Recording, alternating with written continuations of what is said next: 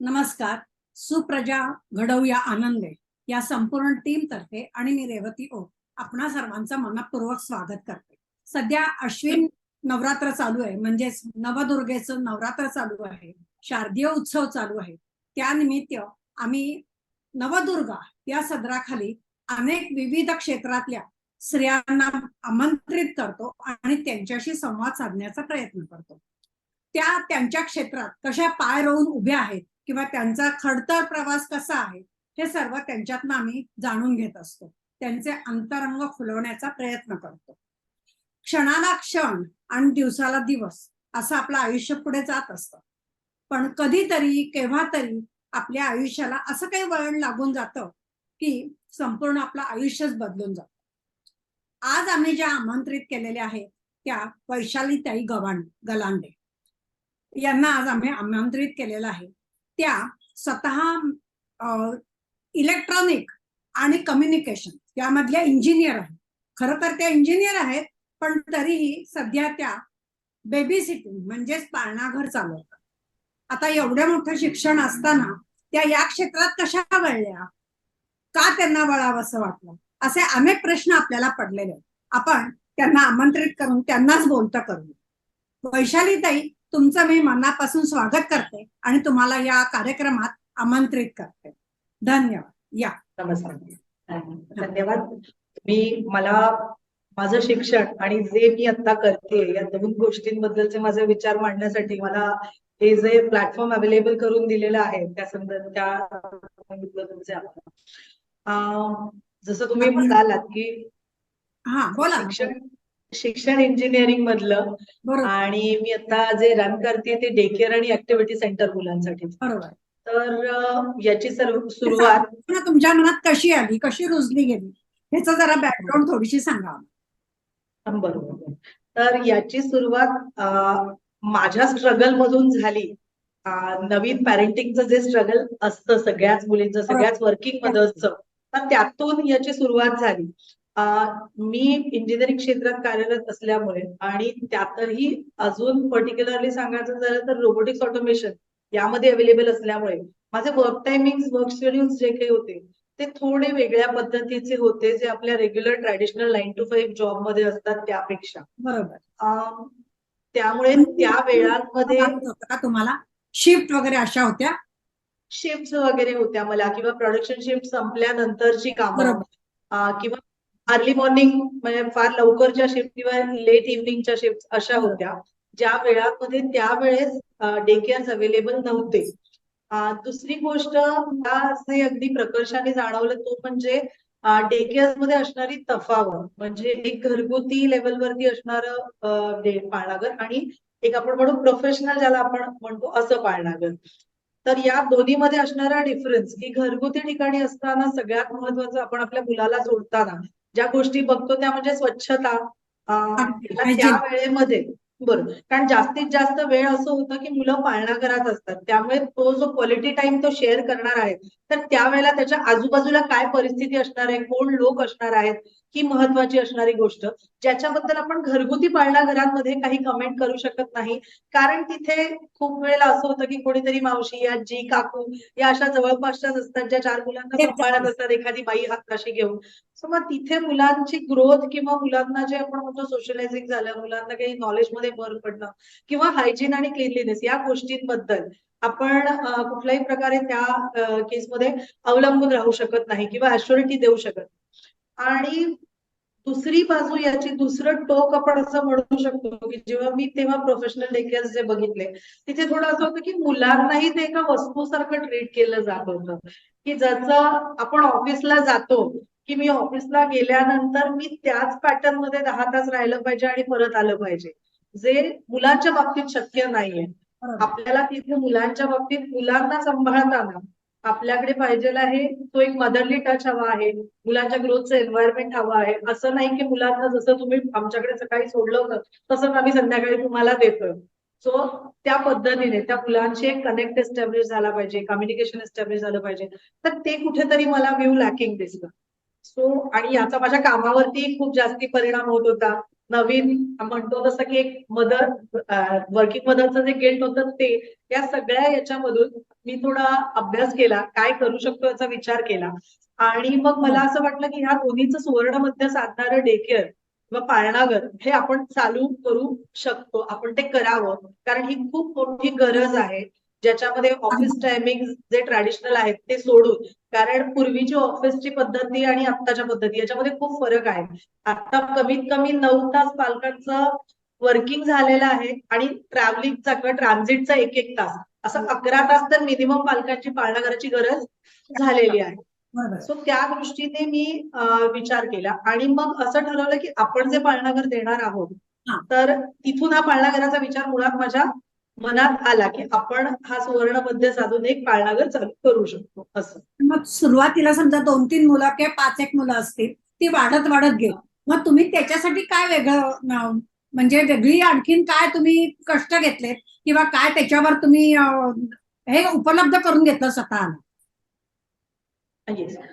मी काय केलं आता यामध्ये तुम्हाला सांगते की मुळात मी ठरवताना असंच ठरवलं होतं की जर आपण करतोय तर आपण एक प्रोफेशन म्हणूनच आता याच्यामध्ये एक पॅशन म्हणूनच आपण याच्यामध्ये येणार आहोत आणि आपल्याला जे मनात आपल्याला वाटतं की आपल्या मुलांसाठी झालं पाहिजे किंवा ज्या गिल्टमुळे मी लाईफ बदलती आहे असं पुन्हा दुसऱ्या कोणाबरोबर स्ट्रगल नको, त्या दृष्टीने आपल्याला जर याच्यामध्ये उतरतोय तर पूर्ण तयारीनिशी हे करायचं आहे. सो मग मी काही गॅप घेऊन काही कोर्सेस केले, त्याच्याबद्दलची माहिती गोळा केली, सर्वे केला, काही इन्फॉर्मेशन काढली आणि मग या सगळ्यामधून माझं एक मी गाईडलाईन आपण म्हणूयात की तयार केली आणि मग त्यानुसार मग मी या क्षेत्रात आले. मग मी माझं पाळणाघर चालू केलं. सुरुवातीला करताना मी माझ्याबरोबर एक शिक्षिका आणि एक ताई, म्हणजे जे मुलांचं बाकी देखरेख करतील अशा दोघांनाच घेऊन चालू केलं होतं. पण मी म्हणतो तसं की मी पण तेवढे कष्ट माझे पालकांना पण रुचले, पटले, योग्य वाटले. त्यामुळे मी पाळणाघर चालू केल्यानंतर 3 महिन्याच्या आतमध्येच माझ्याकडे 25 पेक्षा जास्ती मुलं होती. सो त्या पद्धतीने आम्ही कसं वाढवता येईल काय, या सगळ्याचा स्टेजेस मध्येच त्याची ग्रोथ कशी करायची काय ते ठरवून घेतलं होतं आणि त्यानुसारच केलं. आणि आपण असं म्हणू शकतो की इथे माझ्या इंजिनिअरिंग नॉलेजचा मला फायदा झाला एक सिस्टीम बसवण्यासाठी, की कशी सिस्टीम असली पाहिजे, काय असलं पाहिजे, काय गोष्टी कशा करता येतील आपल्याला. आणि कसं आहे, आपण आपलं मूल वाढवताना खूप म्हणजे आपलंच पोटचं मूल असं, त्यामुळे आपण ते चांगलं वाढवतोच. परंतु जेव्हा एखादी आई, अर्थात मी पण यातनं गेलेली आहे म्हणून त्या दृष्टीने हा प्रश्न विचारते, की माझं मूल जेव्हा मी तुमच्याकडे आणून ठेवते तेव्हा त्याला तुम्ही असंच केलं पाहिजे, तसंच केलं पाहिजे, अशी एक आई म्हणून आईची खूप अपेक्षा असते. आता ह्या सगळ्या बायकांच्या साधारण एक असंच असं की माझ्या मुलाकडे तुम्ही लक्ष दिलं पाहिजे, तो हाताने खात नाही तर त्याला तुम्ही भरवलं पाहिजे, ह्या अशा काही गोष्टी तुम्हाला फेस कराव्या लागत असतील ना? हो, खूप गोष्टी अशा येतात की म्हणजे मी असं म्हणेन की नवीन पालकत्व असतं, सो अनुभवी माणसं बरोबर कधी नसतात, त्यामुळे कधी ते त्यांचे डोक्यात उडालेले गोंधळ असतात की अरे आपण बरोबर वाढ करतोय ना, मुलांना बरोबर वाढवतोय ना, किंवा अशा आपण त्यांना ज्या सवयी लावतोय त्या योग्य आहेत की नाही, किंवा कधी कधी असं होतं की ते गिल्ट मधून ओव्हर एक्सपेक्टेशन स्वतःकडूनच निर्माण होतात आणि मग असं वाटतं की आपलं मूल मागे पडतंय, सो मी जिथे पाळणाघरात पाठवतेय मुलाला तिथे या सगळ्या गोष्टी त्यांनी मुलाला एकदम शिकवाव्यात किंवा त्याला एकदम याव्यात. तर प्रत्येक मुलाची वाढ ही त्याच्या वयोमानानुसार होतच असते. आपल्याला काय करायचंय तर त्याला ते वाढण्यासाठी जे लागणारं पूरक वातावरण आहे ते निर्माण करून द्यायचं आहे. तो आजूबाजूच्या 4 मुलांना जेव्हा हाताने खाताना बघेल त्यावेळेला तो स्वतःही हाताने खायला मागेल. मी जबरदस्ती जर त्याला ती गोष्ट करायला लावली तर त्याला ती आवडणार नाही, तो करणार नाही, आवड निर्माण होणार नाही त्याच्यामध्ये. असं आणि अशा छोट्या छोट्या गोष्टी आहेत, झोपेच्या बाबतीत, खाण्याच्या बाबतीत, खेळण्याच्या बाबतीत, त्या सगळ्या गोष्टी ऑटोमॅटिकली होत जातात. ह्या गोष्टी तर कितीतरी आहेत. Yes yes yes. आता तो व्यवसाय, आता हा तुम्ही व्यवसाय म्हणूनच ह्याच्याकडे बघता, तर हा बरोबर. व्यवसाय आणि घर सांभाळताना काय काय चॅलेंजेस तुम्हाला स्वीकारावे लागले? कारण घरातलं तर आपलं पुढे चुकत नाही, बाई म्हणून सगळं करावं तर लागतंच आपल्याला. अगदी अगदी म्हणजे सगळ्यांच्या जिव्हाळ्याचा प्रश्न आहे हा की घर आणि वर्क प्लेस या दोन्ही गोष्टी मॅनेज करणं हा. तर सुदैवाने तोपर्यंत म्हणजे जसं मी म्हटलं की माझ्या मुलीला कोणी सांभाळायला नव्हतं, तर त्यावेळेस असं झालं की थोडं माझ्या काही घरगुती कंडिशन्स मुळे त्यावेळेला माझा थोडा फॅमिली सपोर्ट अवेलेबल होऊ नव्हता शकत. काही दिवसांनी तो अवेलेबल झाला. सो सुदैवाने आज माझ्याकडे तो सपोर्ट आहे, ज्याच्या म्हणजे माझ्या सासूबाई, माझी आई या सगळेजण आता अवेलेबल आहेत. सो मी हे करू शकते. आणि दुसरी गोष्ट हे करताना मी कुठेही कुठलीही गोष्ट स्वतःला ठरवून जे दिलं होतं ते पुरेपूर करण्याचा प्रयत्न केला. पण ते करताना कुठेही याचं स्वतःला मी कंपल्शन केलं नाही, की मी इथे कमी पडतेय का, मी तिथे कमी पडतेय का, माझं हे होतंय का, माझं ते होतंय का, नाही.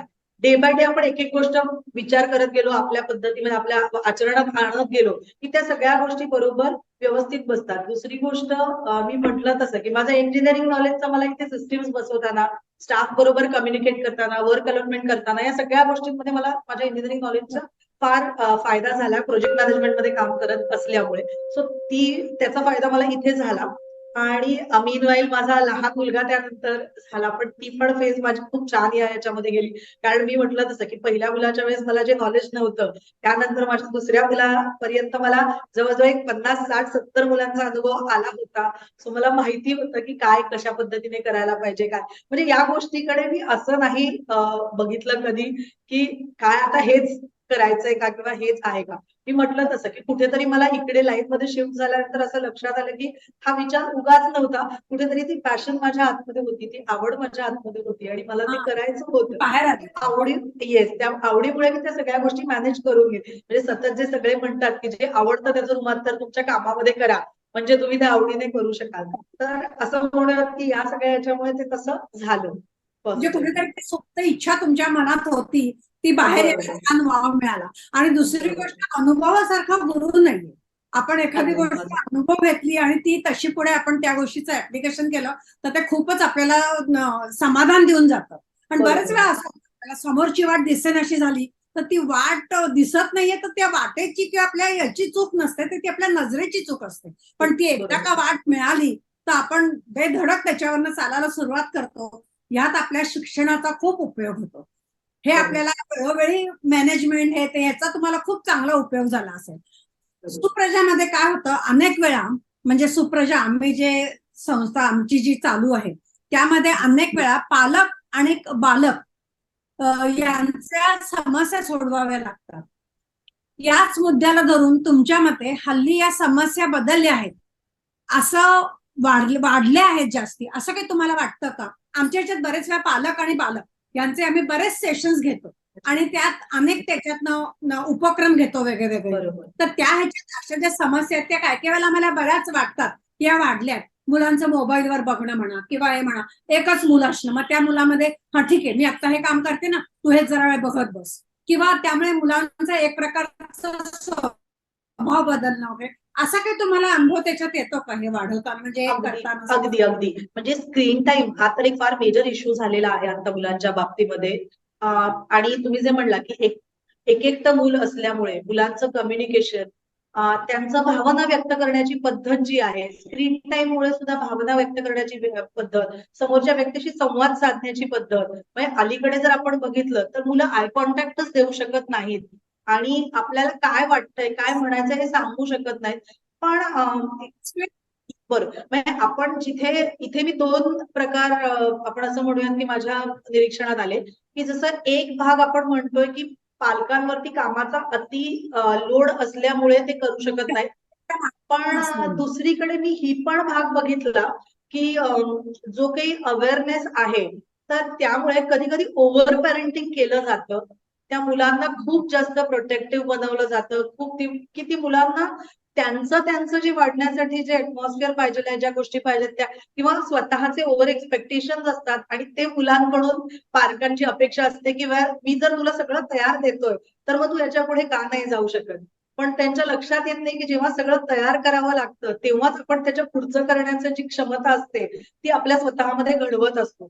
पण तयार जर तुम्हाला मिळालं तर त्या केसमध्ये तुमच्यामध्ये ती क्षमता नसते की तिथून पुढे जाऊ शकाल, कारण ती तुम्ही स्वतःमध्ये तयारच केलेली नसते. सो या दोन गोष्टी आहेत की एकीकडे खूप ओव्हर पेरेंटिंग कधी कधी बघायला मिळतं आणि काही काही ठिकाणी थोडा निग्लिजन्स पण बघायला मिळतो की फक्त मुलांना बिझी ठेवणं हा एक भाग नाहीये. आणि या सगळ्यामुळे काय होतंय, आपण सगळ्यात महत्वाचं म्हणजे मुलांची जी विचार करण्याची शक्ती, कल्पना शक्ती जी आहे ना त्याच्यावरती खूप मोठा एक आपण म्हणू की नकारात्मक परिणाम याच्यामुळे होतो आहे, की मुलांची व्हिज्युअलाइज करण्याची किंवा संवाद साधण्याची बरोबरच्या वयोगटाच्या मुलांबरोबर किंवा ही म्हणजे या गोष्टींवरती खूप त्याचा नकारात्मक परिणाम होतोय. आणि आपण असं म्हणूयात की भातुकलीमध्ये आम्ही त्याच्यासाठी रिमेडी म्हणून स्क्रीन टाइम 0 ही आपली भातुकलीची म्हणजे 12 तास आपली शाळा म्हणजे डे केअर चालू असतं, सकाळी 8 ते रात्री 8. पण या 12 तासात आपल्याकडे 12 मिनिट सुद्धा स्क्रीन टाइम मुलांना आपण देत नाही. त्याऐवजी आपण मुलांना त्यांच्या शक्तीला कसं किंवा चालना देऊ शकतो, कल्पना शक्तीला कशी चालना देऊ शकतो, या बाबतीमध्ये आपण जास्तीत जास्त काम करायचा प्रयत्न करतो. पण तुम्ही म्हणालात तसं जसं मुलांवर काम करणं गरजेचं आहे, तर आता हे माझ्या निरीक्षणातून पालकांवरही काम करणं आता तेवढंच गरजेचं आहे. कदाचित थोडंसं जास्त म्हटलं तरी आपण चालेल, असं मला माझ्या अनुभवातून आता वाटतं आहे. आम्ही या सुप्रजामध्ये पालकांची शाळा म्हणून असा एक उपक्रम घेतो. आणि मेन म्हणजे कसं आहे माहितीये का, की आता तुम्ही बोललात त्याच्याशी अनुषंगाने मी सांगते की मुलांशी संवाद साधणं हे अत्यंत आवश्यक गोष्ट आहे, जी आजकाल आईला पण जमत नाही आणि वडिलांना पण जमत नाही. कारण दिवस रात्र एक तर त्यांच्या MNC कंपन्या असतात, त्या ह्याच्यात त्यांना वेळच मिळत नाही. रात्री सुद्धा त्यांचे कॉल चालू असतात, ते स्वतःच फोनवर असतात. त्यामुळे मुलं ऑब्व्हियसली अनुकरण करतात. अशा ह्याच्यात ते खूप प्रॉब्लेम होतात मुलांचे सध्या. मग ते काउन्सिलिंग वगैरे हे प्रकार पण खूप हल्ली वाढलेत. हे जे प्रकार आहेत ना, हे सगळे आम्ही आमच्या या सुप्रजामध्ये सुद्धा खूप करतो बरं का.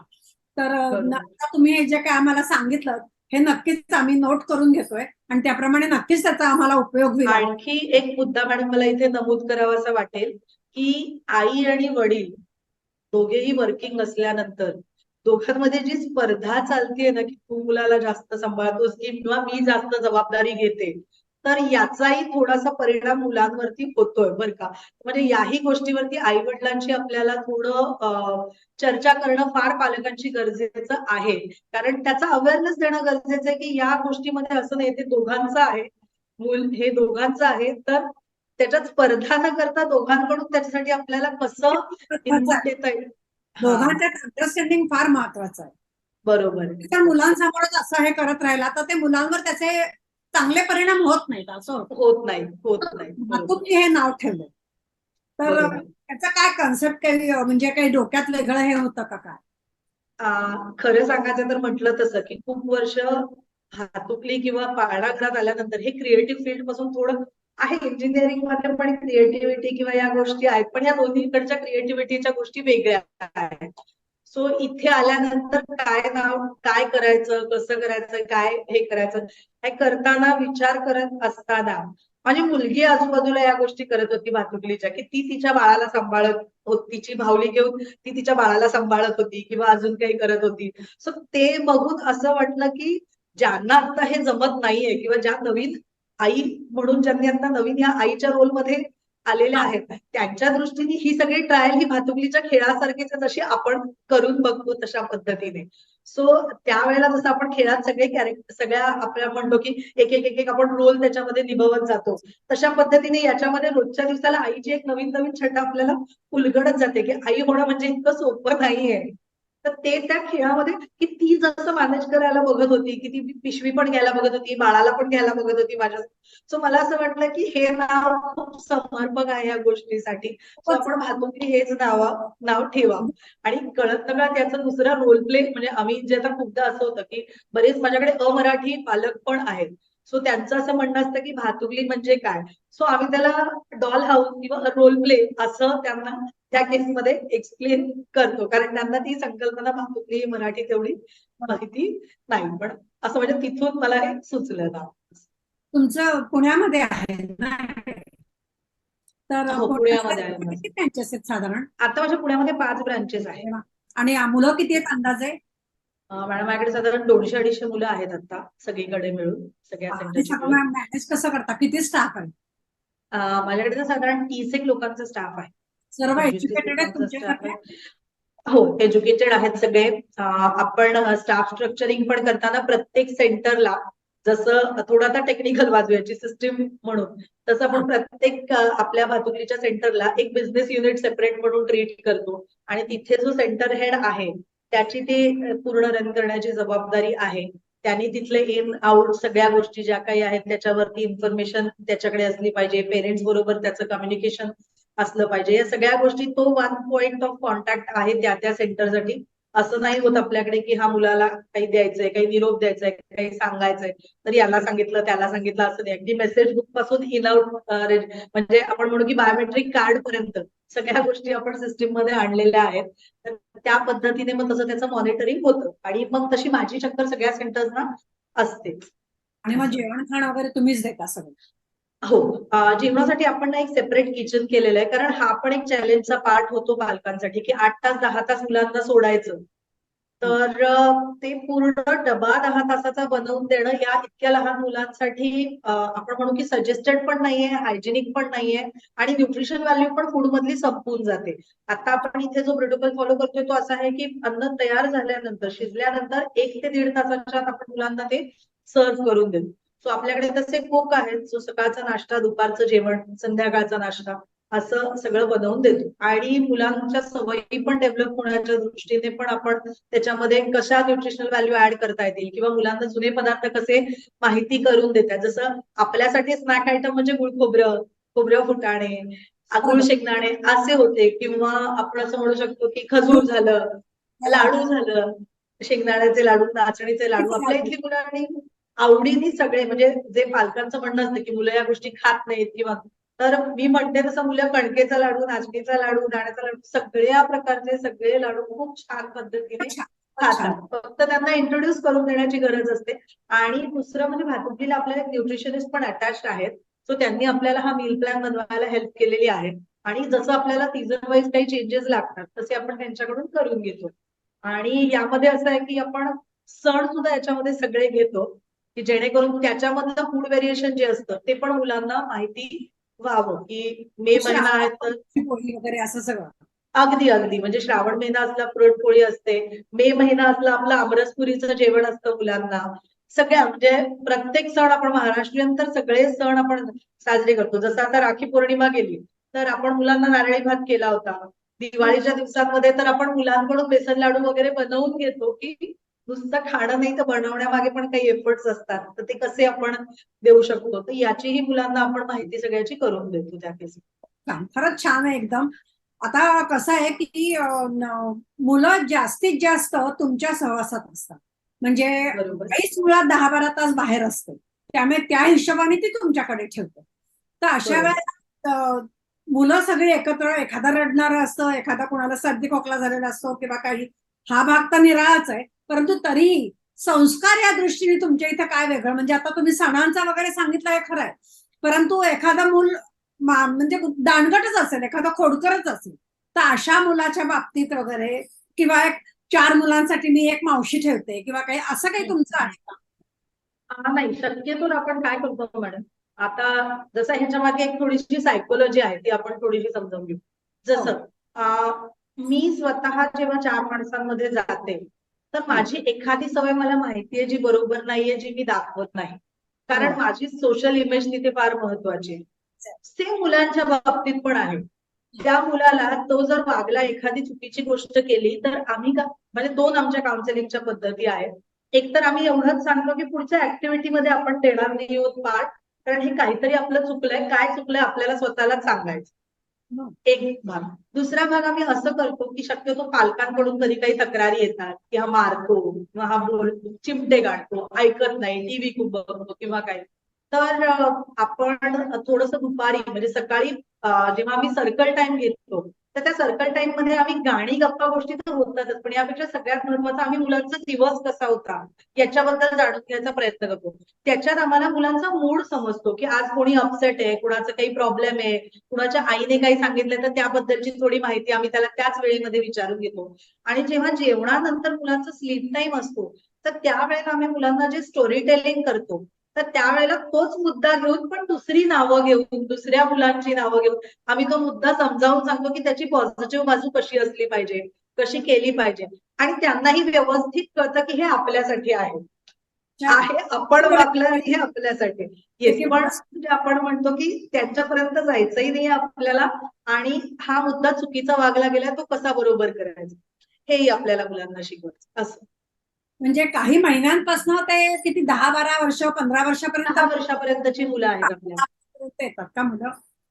साधारण 6 महिन्यापासून 10 वर्षापर्यंतची मुलं आपल्याकडे असतात आणि एज वाईज मुलांचं सेपरेशन वगैरे करतो. आणि दुसरं तुम्ही जे संस्कार किंवा सवयींच्या बाबतीत म्हटलो तर हा. आम्ही इथे ना मुलांना खूप इंडिपेंडेंट बनवण्याचा प्रयत्न करतो. म्हणजे आपले शूज काढायचा प्रयत्न करणं, घालायचा प्रयत्न करणं, आपले शूज बॅग जागेवर ठेवणं, आपले जेवलेलं पान उचलून ठेवणं, दुधाचं भांडं उचलून ठेवणं, पाण्याचं भांडं उचलून ठेवणं.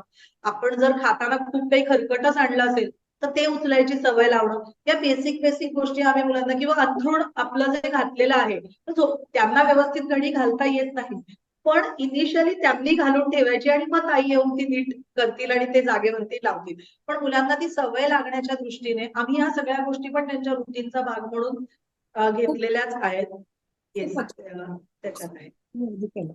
आता आमच्या सुप्रजाच्या पालकांसाठी या पालक वर्गाला तुम्ही काय संदेश द्याल? म्हणजे थोडक्यात म्हणजे सुप्रजाचे पालक तर आहेतच, पण तरी नोकरी करणाऱ्या ज्या स्त्रिया आहेत की ज्या आज आपला खरोखर काळजाचा तुकडा तुमच्या हवाली करतात, आणि विश्वास, हा विश्वास तर मेन तुमचं अगदी द्योतकच आहे म्हणजे ते संपूर्ण. तर अशा यांना तुम्ही काय सांगाल? जसं म्हणलं, विश्वास तुम्ही म्हटला तसा. कारण मी सुद्धा जेव्हा ठेवायला गेले पहिल्यांदा, तेव्हा मी अक्षरशः मी इतकी रडत होते. शेवटी ते मला मावशी म्हणाल्या, घरगुती होतं, की तुम्हाला जर वहिनी एवढा त्रास होत असेल तर तुम्ही ठेवू नका. पण नंतर मग एक दिवशी त्याच घेऊन गेल्या आणि त्या म्हणल्या मी आता ठेवते, तुम्ही अजिबात येऊन बघायचं नाही. हा जो विश्वास त्यांनी दिला मला, आणि 2 दिवस तरी मी रजा घेऊन घरात थांबले होते. आणि मग नंतर इतकी माझी मुलगी तिथे व्यवस्थित राहायला लागली की आज सुद्धा ती त्यांना एवढी मानते, आईसारखी त्यांना मानते. म्हणजे खरोखरच आज जी जन्म देणारी आई असते ती देवकी, आणि तुम्ही सांभाळणाऱ्या यशोदा, अशीच खरोखर एक हे आहे कन्सेप्ट त्याच्या बाबतीतली. तर असा तुम्ही संदेश काय द्याल आमच्या लोकांना, बायकांना? आता जसं म्हटलं तसं तुम्हीच आता म्हणालात की देवकी आणि यशोदा, तर तसं आहे की जसं देवकीने जन्म दिला आणि यशोदेने घडवलं आपण असं म्हणतो, तर त्या पद्धतीने ती मुलं खूप जास्त कनेक्टेड असतात. पण याच्यामध्ये फार महत्वाचा भाग असतो की आई वडिलांनी विश्वास टाकणं. हा एक भाग, की तुम्ही जर एखाद्या ठिकाणी मुलाला ठेवताय तर तो विश्वास ठेवणं गरजेचं आहे. आणि दुसरी सगळ्यात महत्वाची गोष्ट जे आपण मगाशी पण बोललो, की तुमच्या मुलांबरोबर संवाद साधा. तो जर रोजच्या दिवसाला तुम्ही जर तुमच्या मुलांबरोबर एक 10 मिनिटाचा संवाद असेल तर तुम्हाला तुमच्या मुलाच्या आयुष्यात घडणाऱ्या छोट्या छोट्या गोष्टी पण समजतील. म्हणजे आता जे आपण ऐकतोय की पाळणाघरात असं झालं, तसं झालं, हे झालं, ते झालं, आणि त्या गोष्टी खूप एका कुठेतरी पराकोटीला गेल्यानंतर पालकांना कळतात. तर याचं कारण हेच आहे की जोपर्यंत त्याचे अगदी दृश्य परिणाम दिसायला लागत नाहीत तोपर्यंत तुमचं तुमच्या मुलांबरोबरती कुठल्याही प्रकारचा संवाद नाहीये. आज मुलं थोडी जरी अपसेट असली तरी आम्हाला जर पाळणाघरात आल्यानंतर समजू शकतं की आज काहीतरी बिनसलेलं आहे, आज काहीतरी पटलं नाहीये, काही झालं. तर तुम्हाला सुद्धा पालक म्हणून पाळणाघरात कुठली गोष्ट होतीये का काय, या गोष्टी जर तुमचा संवाद मुलांशी रेग्युलर असेल तर ते कळतं. आणि दुसरं, आई म्हणून स्वतःकडून फार ओव्हर एक्सपेक्टेशन ठेवू नका. आपण सगळेजण ती गोष्ट करायला किंवा सांभाळायला केपेबल आहोत, म्हणूनच आपल्याला ते वरदान आहे, आपण ते करू शकतो. त्यामुळे त्याचा आनंद घेऊन ती गोष्ट करायचा प्रयत्न करा, की मी कसं स्वतःला आई म्हणून सिद्ध करेल, असं न करता मी आई पण कसं एन्जॉय करेल, या गोष्टीकडे जर तुम्ही लक्ष दिलं आणि त्या गोष्टीच्या दृष्टीने जर सगळ्या गोष्टींकडे बघायला लागला तर मी म्हणेन ते मुलांसाठी पण सोपं होईल आणि तुमच्यासाठी पण होईल. कारण एखादी गोष्ट जेव्हा आपण सिद्ध करायला जातो तेव्हा कळत नकळत आपण फक्त आपला विचार करतो ना, पण ते जेव्हा एन्जॉय करतो तेव्हा आपण सगळ्यांच्या आजूबाजूचा विचार करतो. सो त्या पद्धतीने त्या गोष्टीकडे बघावं असं मला वाटतंय. आणि खरंच पालकांनी ओव्हर पॅरेंटिंगच्या दृष्टीने पण मी म्हणेन तसं की थोडा त्या गोष्टीचा विचार केला पाहिजे की ही आपली गरज आहे का आपल्या मुलाची गरज आहे, हा फार महत्वाचा प्रश्न आहे. मुलांना फासवून देऊ नये की बघ मला आता गरज आहे म्हणून मी नोकरी करते, तुला मला ठेवावं लागतंय, हे असं एक प्रकारचं मुलांच्या मनावर बिंबवता कामा नये, आईने सुद्धा किंवा वडिलांनी सुद्धा. होतं ना असं, मी तू जसं अगदी तुम्हाला नोकरीला जाते. बरोबर नाही, एक छोटस उदाहरण की खूपदा पालक असं मुलांना म्हणतात की बघा तू त्रास दिलास तर तुला पाळणाघरात नेऊन सोडेल. मग पाळणाघर तुम्ही शिक्षा म्हणून वापरत असाल तर तुम्ही का असा विचार करता की मुलाला ते आवडावं? जर ते आवडतंय तर तुम्ही त्याचा तशा पद्धतीने वापर करू नका. म्हणजे मुलांना कुठल्याही प्रकारे हे भासवू नका की पाळणाघरात पाठवणं म्हणजे शिक्षा करण्यासारखं आहे किंवा तुला कुठेही एंगेज एखाद्या ऍक्टिव्हिटीमध्ये ठेवणं म्हणजे का तर आम्हाला फ्री टाइम मिळावा म्हणून आम्ही तुला एंगेज ठेवतोय असं न सांगता मी जसं एंगेज आहे एखाद्या ऍक्टिव्हिटीमध्ये कुठल्या गोष्टीमध्ये तसं तू पण असावंस. तुझी पण ग्रोथ त्याच्यामधून होणार आहे, तुला नवीन मित्रमैत्रिणी मिळणार आहेत, नवीन गोष्टी माहिती होणार आहेत. या सगळ्या दृष्टीने जर तुम्ही मुलांशी बोलला पॉझिटिव्ह अप्रोचने तर नक्की मुलांना सुद्धा त्या गोष्टीचा फार उपयोग होईल या गोष्टीमध्ये स्वतःला ऍडजस्ट करण्यासाठी. म्हणजे आपण म्हणतो ना की कुठलाही छंद जोपासायला वयाचं बंधन नाही. हा छंद असं नाही, पण तुमचं हे प्रोफेशन इतकं वाखाणण्यासारखं आहे ना की खूपच सुंदर तुम्ही ते कॅरी करताय. आणि दुसरं कसं आहे की म्हणतात ना की आडातच असेल तर ते पोहऱ्यात येईल. तसं तुमच्या मनात कुठेतरी सुप्त भावना होती, ती बरोबर तुम्हाला योग्य वेळी योग्य ठिकाणी ती वापरता आली. हे खरोखरच कौतुकास्पद आहे अगदी. आणि खूप छान प्रवास तुमचा आहे. जरी तुम्ही इंजिनियर पेशाने असलात तरी आज तुम्ही हे प्रोफेशन अतिशय छान निवडलेत. आणि छान तुमच्या इथल्या एकंदर ह्याच्यातनं संस्कार सुद्धा मुलांवर चांगले होतात. छान मुलं स्तोत्र म्हणतात, पाठांतर चांगलं आहे त्यांचं होतं. कारण हे वयच असं असतं की तुम्ही जे शिकवाल ते बरोबर इथं फिट बसतं. आयुष्यभर मूल विसरत नाही. कारण ज्या वयात मूल वाढतं त्या वयात ती तुमच्या इथं आलेली असतं. आणि तो संस्कार तुम्ही जो देता तो फार महत्वाचा असतो. शेवटी खूप छान करता, याबद्दल तर काही वादच नाहीये. त्याला खूप शुभेच्छा आहेत आमच्या सुप्रजातर्फे. आणि खूप आणखीन असंच छान वाढ हो. तुमच्याच्यात छान छान आणखीन कल्पना संकल्पना येऊन तुम्ही खूप त्याची भरभराट करो असे आम्ही सर्वांतर्फे शुभेच्छा देतो तुम्हाला. शेवटी काय, स्त्री सुद्धा एक मनुष्यच असते ना. तान्ह्या बाळाची ती नीज असते आणि कडाडली तर ती वीज असते. आणि बर का, तिच्याच गर्भात भविष्याचं बीज असतं. शेवटी सुंदर धबधबा पडताना सुद्धा बनाला सुद्धा पाण्याला उंचावरून पडावंच लागतं ना. खरोखर तुमचं कौतुक. तुम्ही इथं आलात, आम्हाला वेळ दिलात, त्याबद्दल खूप खूप धन्यवाद. तुमचे आणि अश्विनीताईंचे, रेवतीताई, तुमचे आणि अश्विनीताईंचे खरंच आभार की तुम्ही मला हा प्लॅटफॉर्म, माझा हा विचार मांडण्यासाठी मला दिला. आणि जसं तुम्ही मला म्हणालात की आपण या विषयावरती बोलू का, त्यानंतर मला असं वाटलं की मी माझा जो काही 10-12 वर्षांचा प्रवास जो काही आहे तो पुन्हा एकदा माझ्या स्वतःच्या मनात पण रिकलेक्ट केला, पुन्हा एकदा जगली. असं वाटलं की तो विचार आपल्याला पुन्हा एकदा नव्याने करण्याची संधी तुमच्या या प्लॅटफॉर्ममुळे मिळाली. कनेक्शन झालं तुमचं. Yes yes yes. थँक्यू. खूप खूप धन्यवाद. आभार तुमचे दोघांचे. धन्यवाद.